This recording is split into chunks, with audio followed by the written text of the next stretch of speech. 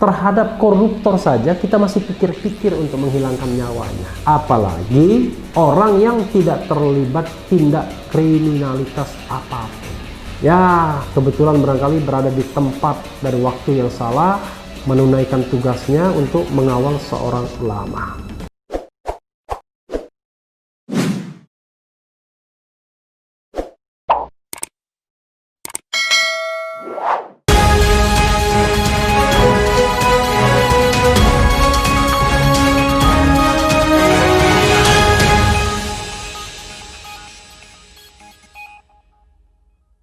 Assalamualaikum warahmatullahi wabarakatuh, Sobat RH sekalian. Jumpa lagi kita di channel yang keren ini, Keren Cadas. Masih dalam breaking news soal penembakan atau tewasnya 6 anggota FPI Front Pembela Islam di Jalan Tol Jakarta Cikampek kilometer 50 yang dilakukan oleh aparat keamanan. Kita berusaha mencari kebenaran dari kasus ini, bukan mencari pembenaran tentunya. Ini ada pernyataan dari Kontras, Komisi untuk Orang Hilang dan Tindak Kekerasan. Bentrok FPI polisi, Kontras tuntut transparansi soal SENP, senjata api. Sebagaimana dikutip atau dimuat oleh republika.co.id. Kita bacakan ya. republika.co.id, Jakarta. Pihak kepolisian dituntut transparan dalam mengungkap kasus bentrokan dengan pendukung Habib Rizik Syihab HRS di Jalan Tol Jakarta Cikampek kilometer 50 pada Senin 7/12 dini hari. Transparansi itu terutama terkait penggunaan senjata api saat melakukan tindakan tegas terukur terhadap para pendukung Rizik sehingga menyebabkan 6 orang diantaranya meninggal dunia. Mudah-mudahan mereka syahid, diterima di sisi Allah Subhanahu wa Ta'ala, dan keluarga yang ditinggalkan tabah menerima cobaan ini ya. Proses transparansinya harus dibuat terang, terutama terkait dengan penggunaan senjata apinya, ungkap Wakil Koordinator Bidang Advokasi Kontras Arif Nur Fikri lewat pesan singkat kepada Republika Senin 7 Desember. Pihak kepolisian juga diharapkan dapat transparan soal alasan mengikuti 10 orang tersebut. Ya, ini juga yang menjadi pertanyaan besar Sobat RH sekalian.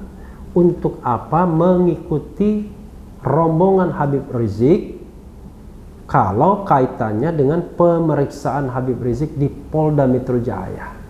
Padahal Habib Rizik ingin keluar kota, dan konteksnya adalah pemeriksaan pelanggaran protokol kesehatan yang bukan kejahatan luar biasa, bukan terorisme, bukan korupsi, bukan pembunuhan dan lain sebagainya, dan itu masih dalam tahap atau taraf sebagai saksi dalam kasus ini. Pihak kepolisian juga diharapkan dapat transparan soal alasan mengikuti 10 orang tersebut. Menurut Arif, kejelasan soal terkait atau tidaknya mereka terhadap kasus Rizik serta sudah dipanggil dengan patut atau belumnya mereka untuk diperiksa juga harus diterangkan oleh pihak kepolisian. Terlebih, di rombongan tersebut tidak ada sosok Rizik.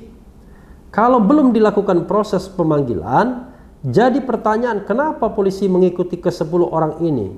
Karena MRS Muhammad Rizik Syihab tidak ada dalam rombongan tersebut, kata dia.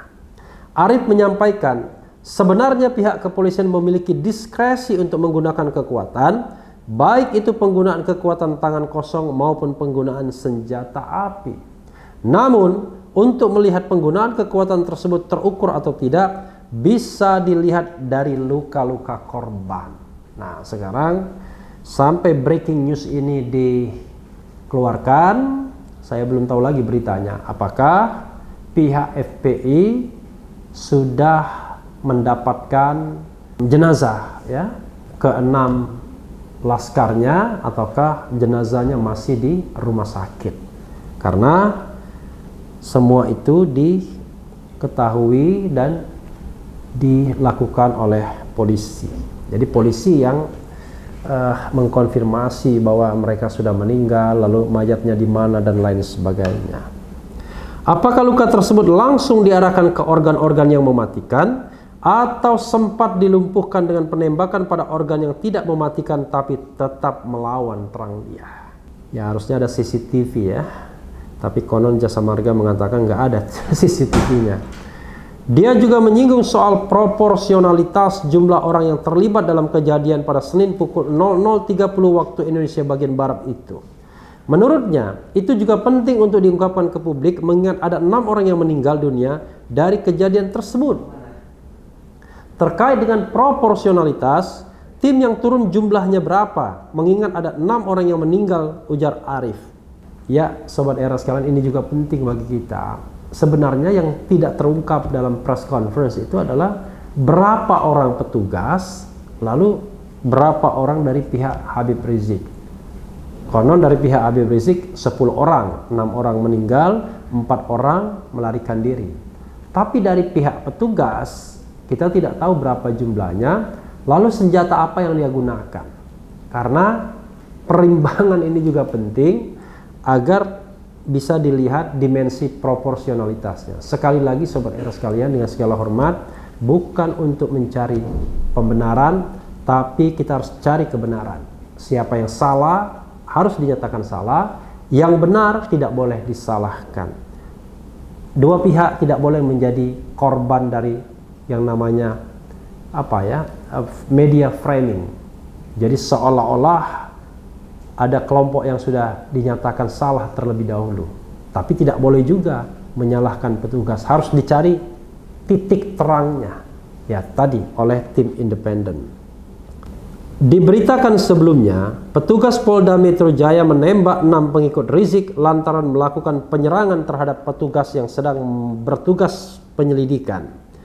Terhadap kelompok MRS yang melakukan penyerangan kepada anggota dilakukan tindakan tegas dan meninggal dunia sebanyak 6 orang, kata Kapolda Metro Jaya Irjen Polisi Fadil Imran dalam konferensi pers di Mapolda Metro Jaya Jakarta Senin 7 Desember. 7 Desember ini terus terang adalah hari pernikahan saya ya, yang ke-24 tahun sesungguhnya. Jadi ini luar biasa ya.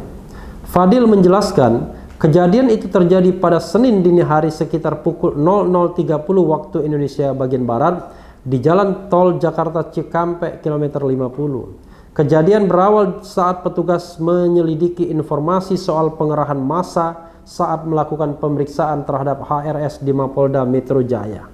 Ketika anggota Polda Metro Jaya mengikuti kendaraan yang diduga adalah pengikut MRS, kendaraan petugas dipepet lalu kemudian diserang dengan menggunakan senjata api dan senjata tajam tambahnya.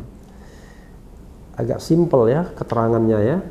Fadil mengatakan terdapat 10 orang yang melakukan penyerangan, tetapi setelah 6 rekannya ambruk, 4 orang sisanya melarikan diri.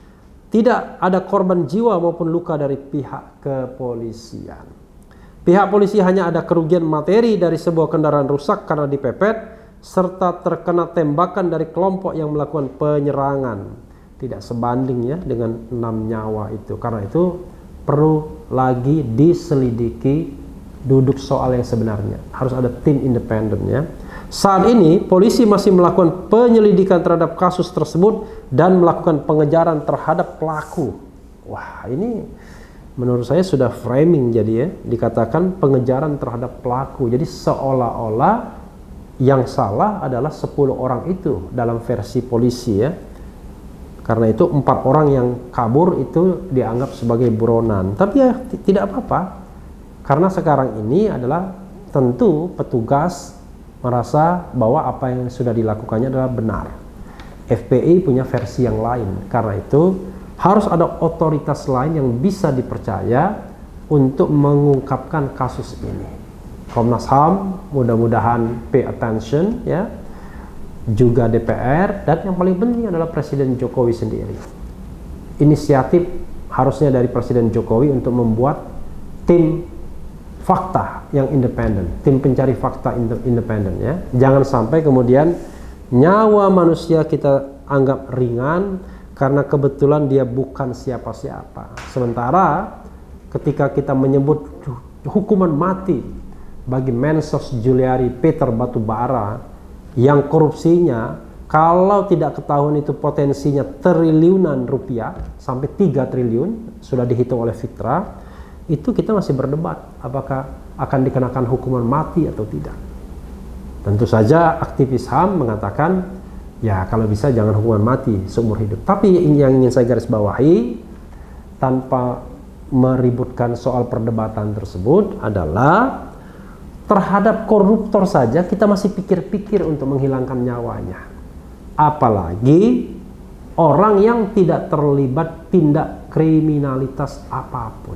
Ya, kebetulan barangkali berada di tempat dan waktu yang salah, menunaikan tugasnya untuk mengawal seorang ulama. Sekali lagi, Sobat Era sekalian, kita harus mencari kebenaran, bukan pembenarannya. Yang penting tetap di channel ini, karena di channel ini Anda akan dirayu, ditipu, dibaperin, dicecar, diuber pula di jalur khusus. Karena channel ini adalah channel yang mengancam, memeras, dan membenci. Jangan lupa subscribe, like, comment, and share.